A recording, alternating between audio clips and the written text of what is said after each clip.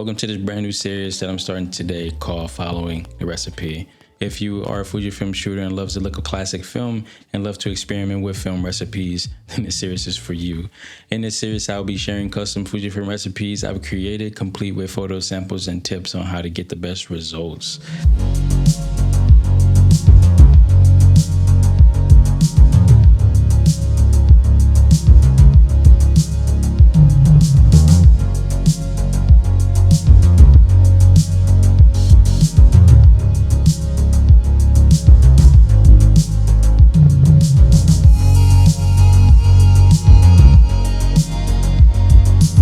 First off, why Fujifilm recipes?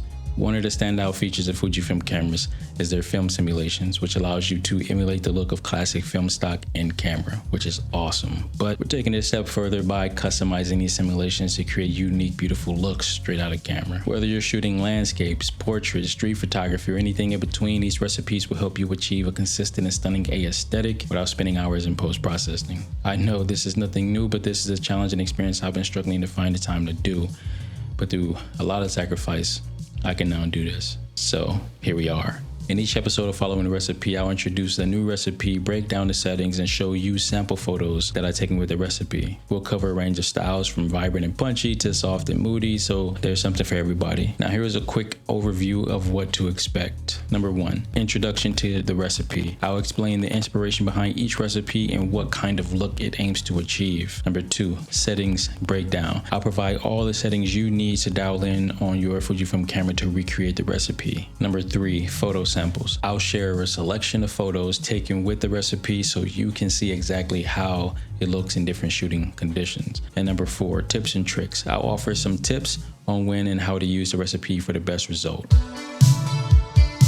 Why this series and why is it for you? Whether you're new to Fujifilm cameras or a seasoned shooter, Following the Recipe is designed to inspire you and enhance your photography. By using these recipes, you'll be able to create beautiful images with minimal editing, allowing you to focus more on shooting and less on post-processing. Plus, experimenting with different recipes can help you discover new creative possibilities and develop your own unique style. How to get involved. I'm really excited to share these recipes with you, and I love to see how you use them in your own photography. If you try out any of these recipes, be sure to share your photos on social media and tag me so I can see your amazing work.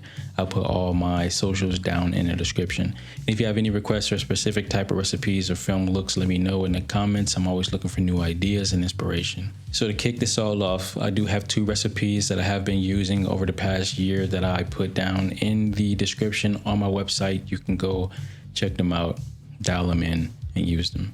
Now, if you're as excited about this series as I am, make sure you hit the like button, subscribe to the channel, and turn on notifications so you don't miss any future episodes. Remember, the links are down in the description with the recipes that I've already used.